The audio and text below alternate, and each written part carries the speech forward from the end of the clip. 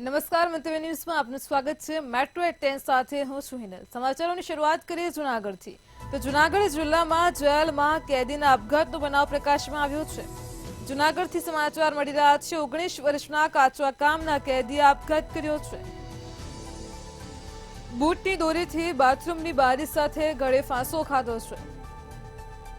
5 દિવસ પહેલા જ આ કાચા કામનો કેદી જેલમાં આવ્યો હતો। તો વેરાવળ સાયબર કેસનો આરોપી હતો।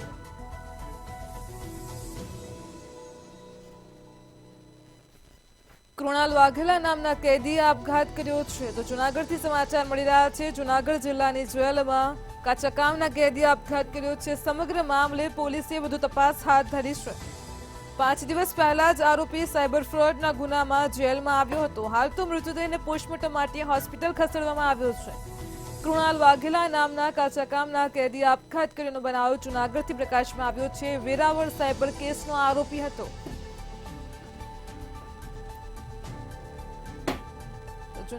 સમાચાર મળી રહ્યા છે। જૂનાગઢ જિલ્લામાં જેલમાં કેદીના આપઘાતનો બનાવ પ્રકાશમાં આવ્યો છે।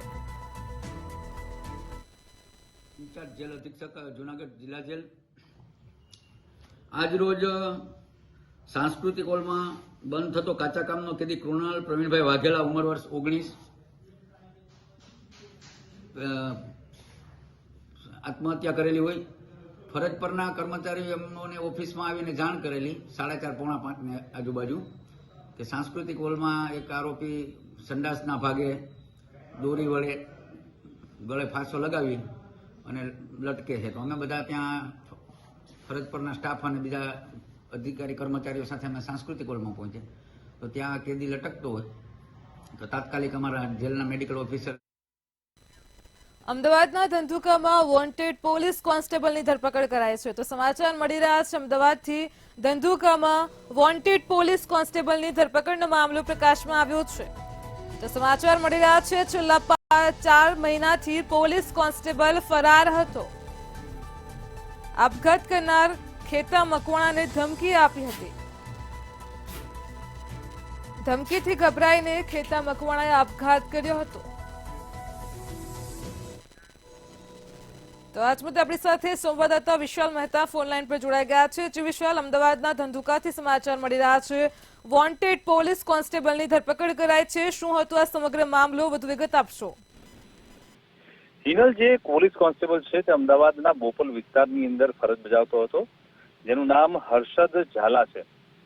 હર્ષદ ઝાલા સામે આરોપ લગાવવામાં આવ્યો કે તેણે એક વ્યક્તિ જેનું નામ ખેતાભાઈ છે, ખેતાભાઈને આપઘાત પાછળનું તે કારણ છે તે પોતે બન્યો હતો અને તેમણે જે મળતા પહેલા ડાયિંગ ડિક્લેરેશન આપ્યું હતું એક્ઝિક્યુટિવ મેજિસ્ટ્રેટની સામે, તેની અંદર તેણે સ્પષ્ટ કર્યું હતું કે ત્યાં હર્ષદ ઝાલા છે તે વારંવાર મને ધમકીઓ આપે છે, તે મને મારવાની ધમકી આપે છે અને કહે છે કે તારી ખેર નથી, તને હવે હું નહીં છોડું। આ પ્રકારની વાતો કરીને તે વારંવાર તેને ધમકીઓ આપતા ક્યાંક ને ક્યાંક જે ભોગ બનનાર છે તે પરેશાન થઈ ગયો હતો અને માનસિક ક્યાંક તણાવમાં આવીને તેણે ઝેર પી લીધું અને તેણે પોતાનું જીવન ટૂંકાવ્યું હતું। આ સમગ્ર બાબતની ઘટનામાં જોવા જઈએ તો આ જે બનાવ છે તે ધંધુકાથી શરૂ થયો હતો અને જે મરનાર છે તેને ઝેરી દવા પીધી અને ત્યારબાદ તે મૂળી સુધી પહોંચ્યો। મૂળી પહોંચતા જ તેનું મૃત્યુ થયું। મૃત્યુ થતાની સાથે જ પોલીસ દ્વારા ફરિયાદ નોંધવામાં આવી અને ત્યારબાદ મુખ્ય આરોપી તરીકે હર્ષદ ઝાલા એટલે કે બોપલના પોલીસ કોન્સ્ટેબલને બતાવવામાં આવ્યો। ત્યારબાદ તેની સાથે અન્ય 10 લોકોના નામ પણ જાહેર થયા હતા। તે તમામની ધરપકડની કવાયત પોલીસ દ્વારા શરૂ કરવામાં આવી। મૂળી પોલીસ સ્ટેશનમાં નોંધાયેલી ફરિયાદને 0 નંબરથી ધંધુકામાં ટ્રાન્સફર કરવામાં આવી અને ત્યારબાદ નાસ્તા ફરતા જે આ પોલીસ કોન્સ્ટેબલ છે તેણે અનેકવાર નામદાર કોર્ટની અંદર જામીન માટેની અરજીઓ મૂકી, તેણે આગોતરા જામીન માટે અનેકવાર પ્રયાસો કર્યા, પરંતુ તમામ વખત તેની આગોતરા કેન્સલ થતા આખરે તે હવે પોલીસ સમક્ષ હાજર થયો છે। તેની ગઈકાલે ધરપકડ કરવામાં આવી છે અને ત્યારબાદ આગળની તપાસ કાર્યવાહી શરૂ કરવામાં આવી છે। આ સમગ્ર પ્રકરણની અંદર ભૂતકાળની વાત કરીએ તો આ સમગ્ર પ્રકરણની અંદર ક્યાંક ને ક્યાંક પારિવારિક ઝઘડાઓ જવાબદાર હોય તેવું લાગી રહ્યું છે, કારણ કે ના માત્ર એક ફરિયાદ હર્ષદની સામે પરંતુ આ સિવાય અનેક ફરિયાદો હર્ષદની સામે થયેલી છે। હર્ષદ અને જે સામેવાળા જે પાર્ટી છે, ફરિયાદી અને આરોપી વચ્ચે છેલ્લા ઘણા સમયથી ઝઘડા ચાલતા આવી રહ્યા છે અને આરસપરસ લગભગ 15થી વધારે ફરિયાદો થઈ હોય તેવી હકીકત પોલીસ તરફથી જાણવા મળી છે। પરંતુ આ વખતે જ્યારે હર્ષદનું નામ બહાર આવ્યું છે અને સહયોગી પુરાવા મળ્યા છે તેના આધારે પોલીસે તેની ધરપકડ કરી અને આગળની કવાયત શરૂ કરી છે। ફરિયાદ થતાની સાથે જ હર્ષદને સસ્પેન્ડ કરવામાં આવ્યો હતો અને ત્યારબાદથી તે નાસ્તો ફરતો હતો, પરંતુ આખરે તે પોલીસના પાંજરે પુરાઈ ગયો છે અને પોલીસે હવે કડક કાર્યવાહી શરૂ કરી છે. જી વિશાલ, સમગ્ર માહિતી બદલ આપનો આભાર.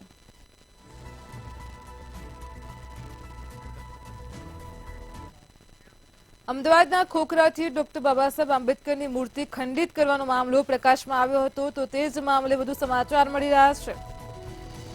ડોક્ટર બાબા સાહેબ આંબેડકરની મૂર્તિ ખંડિત કરવામાં આવી હતી. અમદાવાદ ક્રાઇમ બ્રાન્ચે 2 આરોપીઓની ધરપકડ કરી હતી. મૂર્તિને પથ્થર મારનાર મેહુલ ઠાકોર ને ભોલા ઠાકોરની ધરપકડ કરાઈ હતી. બંને આરોપીઓને પોલીસ ઘટના સ્થળે લઈને પહોંચી હતી. આ બંને આરોપીઓએ મૂર્તિનું નાક તોડ્યું હતું. બાબા સાહેબ આંબેડકરની નવી પ્રતિમાનું અનાવરણ કરાયું છે. ખોખરામાં ડોક્ટર બાબા સાહેબ આંબેડકરની મૂર્તિ ખંડિત કરવાનો મામલો પ્રકાશમાં આવ્યો હતો. અમદાવાદ ક્રાઇમ બ્રાન્ચે આ મામલે 2 આરોપીઓની ધરપકડ કરી હતી. મૂર્તિને પથ્થર મારનાર મેહુલ ઠાકોર ને ભોલા ઠાકોરની ધરપકડ કરાઈ હતી. તો બંને આરોપીઓને પોલીસ ઘટના સ્થળે લઈને પહોંચી હતી. ખંડિત કરવામાં આવી હતી. 2 આરોપીઓને અહીંયા લાવવામાં આવ્યા છે. શું ઘટના હતી અને શું કાર્યવાહી?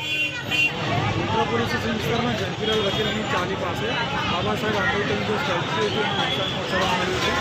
ત્યારબાદ ખબર પડતા જે સરકાર તરફ ગુનો દાખલ કરવામાં આવ્યો છે. ગઈકાલે ક્રાઇમ બ્રાન્ચ દ્વારા 2 આરોપીને આઈડેન્ટિફાઈ કરીને એને અરેસ્ટ કરવામાં આવ્યા હતા. ત્યારબાદ જે સ્ટેચ્યુ છે આજે સવારે સ્ટેચ્યુ મૂકવામાં આવેલું છે. સ્ટેચ્યુનું અનાવરણ કરવામાં આવેલું છે અને જે લોકોની માંગણી છે કે જે આરોપીને અરેસ્ટ કરવામાં આવે, કડક કાર્યવાહી થાય એ કાર્યવાહી લોકો સંતુષ્ટ છે. હાલમાં જે ધરણા પર બેઠેલા લોકો ઉઠી ગયા છે. હાલ બિલકુલ શાંતિનો માહોલ છે. જે લોકો કરવાના આજે બાકી છે એ લોકોને પણ ખૂબ જ શાંતિમાં આવી રહ્યા છે. રાજકોટથી હુમલાની ઘટના પ્રકાશમાં આવી હતી. રાજકોટમાં કોઠારા રોડ ઉપર છરી વડે હુમલો કરવામાં આવ્યો હતો. જે સમગ્ર હુમલાની ઘટના પ્રકાશમાં આવી હતી તેને લઈને જ વધુ સમાચાર મળ્યા છે. તો રાજકોટના કોઠારા રોડ ઉપર છરી વડે હુમલો કરાયો હતો. પેડા ગેંગનો સભ્ય દ્વારા તોડફોડ કરાઈ હતી અને મારામારી પણ કરવામાં આવી હતી. તો ભક્તિનગર પોલીસે આરોપીઓનું સરઘસ કાઢ્યું હતું. થોડા દિવસો પૂર્વે જ રાજકોટમાં આરોપીએ જાહેરમાં હુમલો કર્યો હતો. પોલીસે ઘટનાનું રિકન્સ્ટ્રક્શન કર્યું હતું.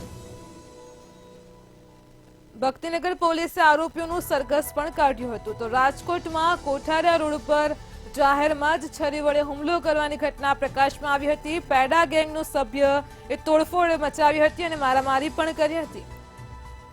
ભક્તિનગર પોલીસે આરોપીઓને પકડી તેમનું સરઘસ કાઢ્યું હતું અને કાયદાનું ભાન કરાવ્યું છે. થોડા દિવસો પૂર્વે જ આરોપીએ જાહેરમાં હુમલો કર્યો હતો.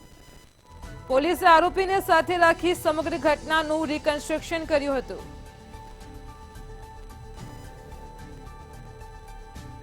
તો રાજકોટના કોઠારા રોડ ઉપર હુમલાની ઘટના બની હતી. છરી વડે આરોપીએ જાહેરમાં જ હુમલો કર્યો હતો. પેડા ગેંગના સભ્યોએ તોડફોડ કરી હતી અને મારામારી પણ કરી હતી.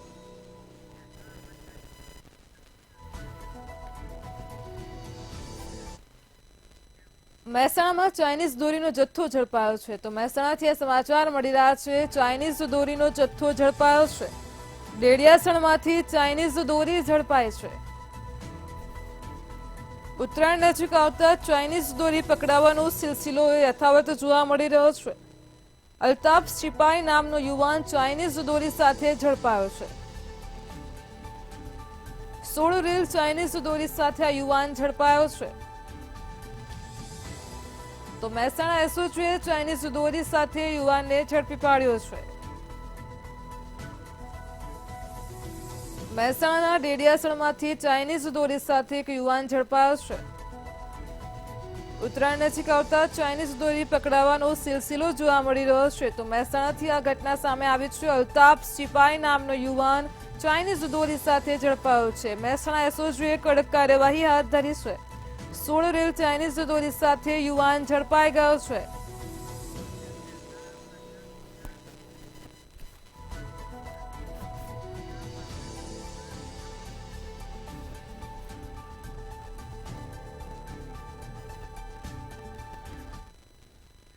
વડોદરાથી સમાચાર મળી રહ્યા છે. વડોદરાના માંજલપુરથી જે સમગ્ર ઘટના પ્રકાશમાં આવી છે વડોદરાના માંજલપુરના રોયલ મેળામાં મોટી દુર્ઘટના ટળી છે. નાના બાળકોની રાઇડમાં અચાનક લોક ખુલી ગયું હતું. નાના હેલિકોપ્ટર વાળી રાઇડમાં બાળકો બેઠા હતા અને અચાનક લોક ખુલી ગયું હતું. અચાનક એક હેલિકોપ્ટરનું લોક ખુલી ગયું હતું. તો વડોદરાના માંજલપુરના રોયલ મેળાની આ ઘટના સામે આવી છે. બાળકી નીચે પડતા જ લોકોએ બૂમ મારી હતી.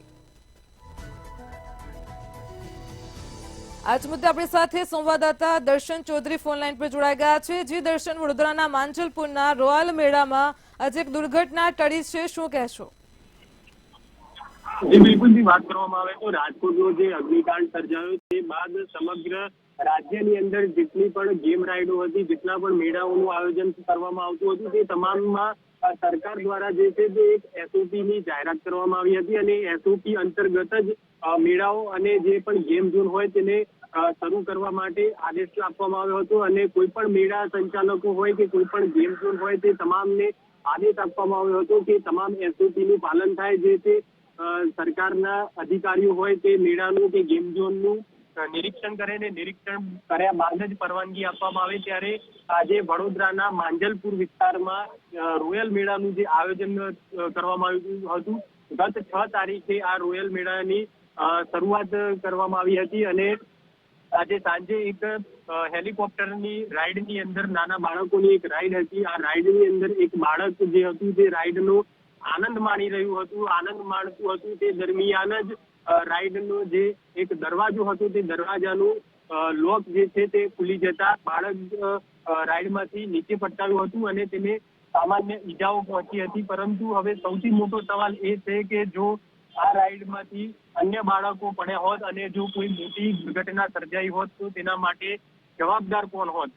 સૌથી મોટો સવાલ છે. કારણ કે રાજકોટનો અગ્નિકાંડ સર્જાયો તે બાદ પણ ક્યાંક એસઓપી નું પાલન થાય છે કે કેમ તે પણ સૌથી મોટો સવાલ છે. અને જે પ્રકારે આ ઘટના સર્જાઈ તે બાદ પોલીસ સહિત જે ફાયર બ્રિગેડની ટીમો છે તે અહીં મેળા પર આવી પહોંચી હતી અને જે બચાવ કામગીરી છે તે ફાયર બ્રિગેડ દ્વારા શરૂ કરી દેવામાં આવી હતી અને પોલીસ દ્વારા જે છે તે મેળાને બંધ કરાવવાની તજવીજ હાથ ધરવામાં આવી હતી ને હાલ જે મેળો છે તે બંધ કરી દેવામાં આવ્યો છે ને જે 2 આરોપી છે તેમની અટકાયત કરવામાં આવી છે.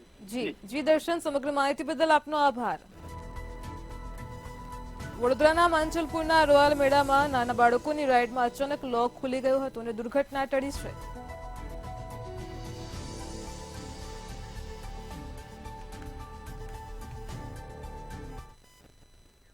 ગાંધીનગરમાં વીવીઆઈપી મહાનુભાવોના પ્રોટોકોલ માટે ખાસ સ્પેશિયલ પ્રોટોકોલ બ્રાન્ચ કાર્યરત કરવામાં આવશે. ગાંધીનગરમાં ખાસ કરીને મહાત્મા મંદિર, ગિફ્ટ સિટી, મંત્રી આવાસ, રાજભવન તેમજ એક્ઝિબિશન સેન્ટર આવેલા છે અને ત્યારે અહીંયા ગાંધીનગરમાં અન્ય રાજ્યોના તેમજ વિદેશી વીવીઆઈપી મહેમાન પણ આવતા હોય છે. ત્યારે તેમની સુરક્ષા અને પ્રોટોકોલ માટે સ્થાનિક પોલીસ સહિત અન્ય જિલ્લાઓમાંથી પોલીસ તૈનાત કરવી પડતી હોય છે, જેના કારણે દૈનિક કામગીરી વિલંબિત થતી હોય છે. આ સમસ્યાનો ઉકેલ શોધવા માટે ગાંધીનગર જિલ્લા પોલીસ વડા રવિ તેજા વાસમ શેટ્ટીએ આ સમસ્યા પર ફોકસ કરી રાજ્ય પોલીસ વડા સમક્ષ રજૂઆત કરી હતી અને જેને મંજૂર કરવામાં આવી છે.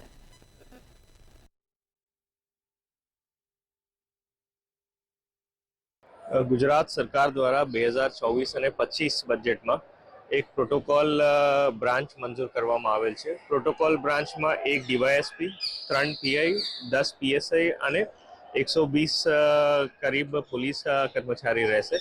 એના મેઇન ડ્યુટી છે વીઆઈપી મુવમેન્ટ જો રોજે રોજ થાય છે ગાંધીનગરમાં જ રોડ ઉપર અને અન્ય રોડ ઉપર વીઆઈપી મુવમેન્ટ રોડ બંદોબસ્ત કરવા માટે અને એની અલાવા કોઈ પણ ફિઝિકલ પ્રોગ્રામ, દાખલા તરીકે આજ મહાત્મા મંદિરમાં સીએમ સરની પ્રોગ્રામ છે, આ પ્રોગ્રામના બંદોબસ્ત પણ સુપરવિઝન યા ડીવાયએસપી પાસે રહેશે.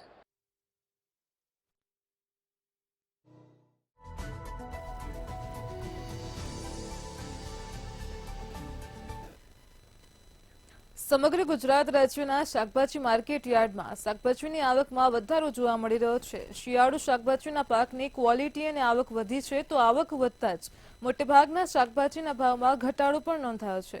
તો શું છે વધુ વિગત જોઈએ અહેવાલમાં. ગુજરાત રાજ્યમાં કડકડતી ઠંડીનો માહોલ જામ્યો છે.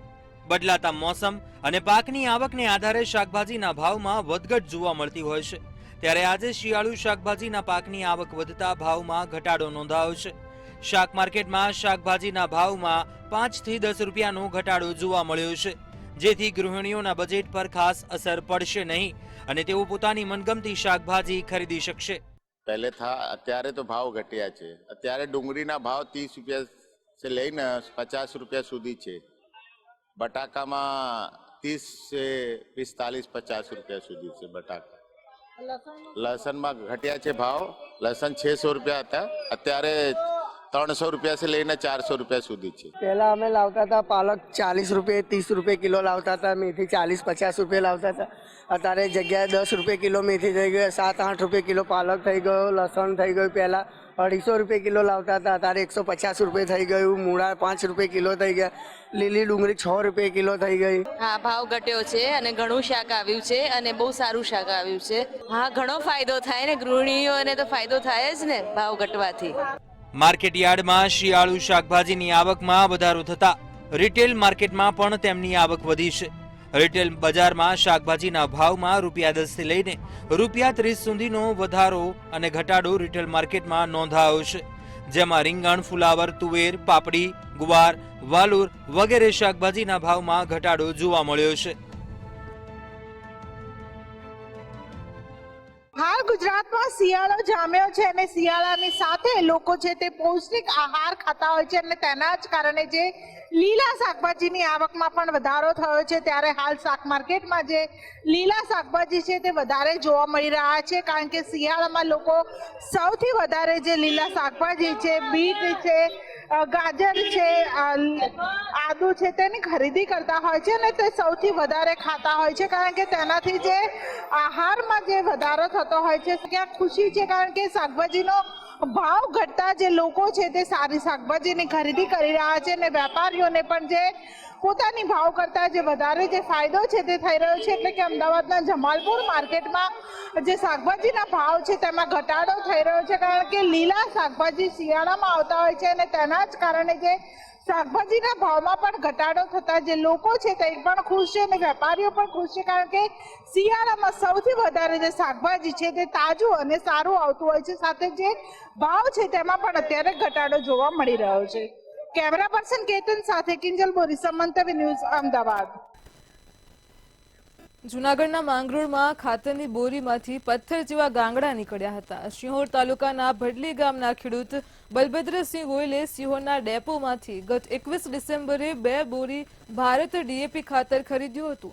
આ ખાતર ખેતીની જમીનમાં નાખવા માટે બોરીઓ ખોલતા અંદરથી જ ખાતર અલગ જ રંગનું નીકળ્યું હતું, જેમાં કાંકરા, પથ્થર ને માટી નીકળી હતી. આ ઉપરાંત ખેડૂતે આરોપ લગાવ્યો હતો કે તેને આ ખાતરનું પાક્કું બિલ પણ અપાયું ન હતું અને સાદા કાગળમાં જ બિલ આપ્યું હતું.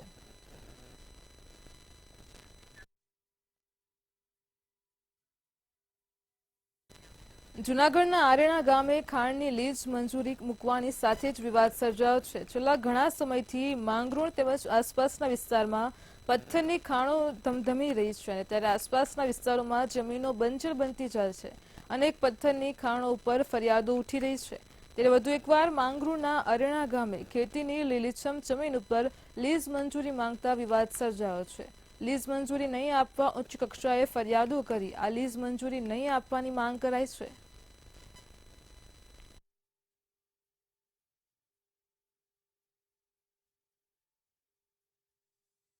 આરેણા ગામની જે ગુડાજલી સીમ વિસ્તાર છે તેમાં અમુક લોકોએ જે સાલું જમીન છે, ખેતીલાયક જમીન છે, ગુણવત્તા અને ફળદ્રુપતા ધરાવતી જમીન છે, તેમાં લીઝ પ્રોસેસની પ્રક્રિયા ચાલુ હોય. જો ભવિષ્યમાં આ ખેતીની જમીનમાં લીઝ મળે અને ખાણ ચાલુ થાય તો લીઝની આજુબાજુ, ખાણની આજુબાજુના વાડી વિસ્તારના લોકોની ચાલુ જમીનને ખરાબ થઈ જાય એમ છે અને આવનારા દિવસોમાં આ તમામ જમીન રણ પ્રદેશમાં ફેરવાઈ જાય અને નાના ખેડૂતો હેરાન પરેશાન થઈ જાય. તેના માટે મેં આ ખાણની લીઝ ન મળે તેનો હું વિરોધ કરું છું.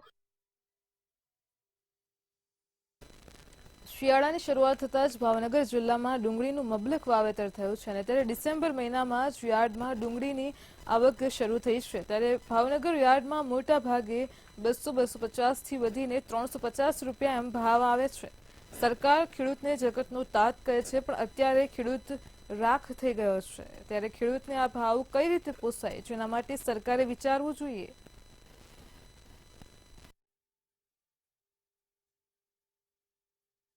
જે આ ડ્યુટીનો પ્રશ્ન છે એ ડ્યુટી ઘટાડવી પડે, નિકાસ આપવી પડે, તો જ ખેડૂત ઊભો રહી શકે ડુંગળીમાં પાકમાં।